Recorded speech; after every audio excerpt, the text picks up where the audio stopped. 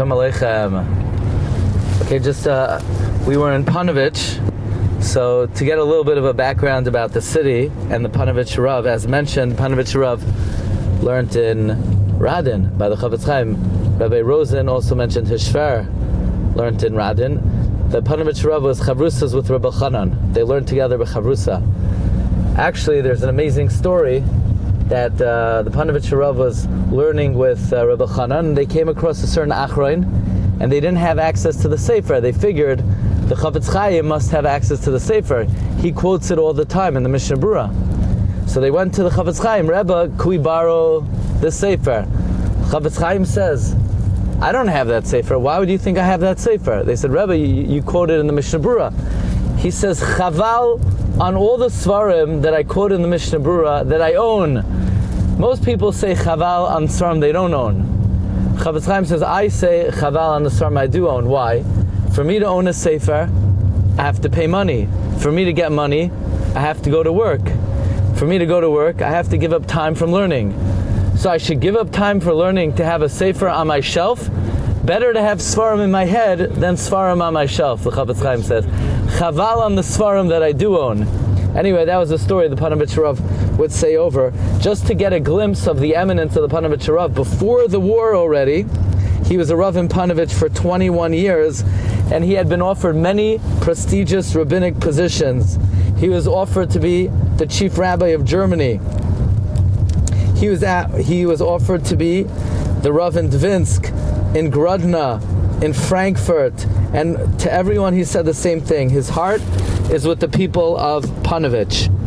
A little bit of the history of Ponovezhe Jewry.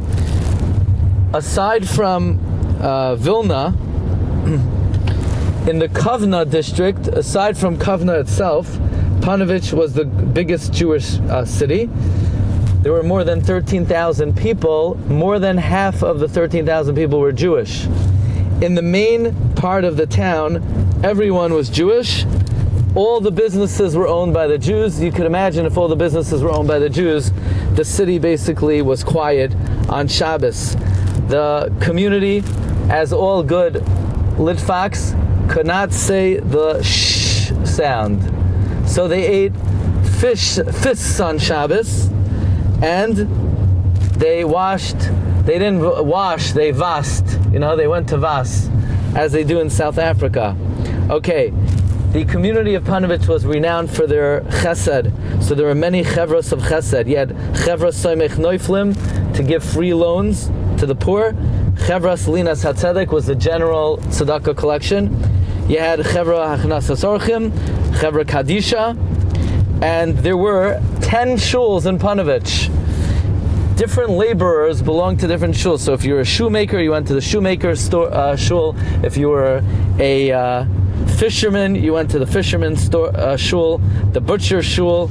In Kloisenberg, in Ponovezhe, you could not be late to davening, because whenever the minyan was over, a new one was starting. There was another klois, and I'll end with this. Ponovezhe was renowned for its pure and delicious water.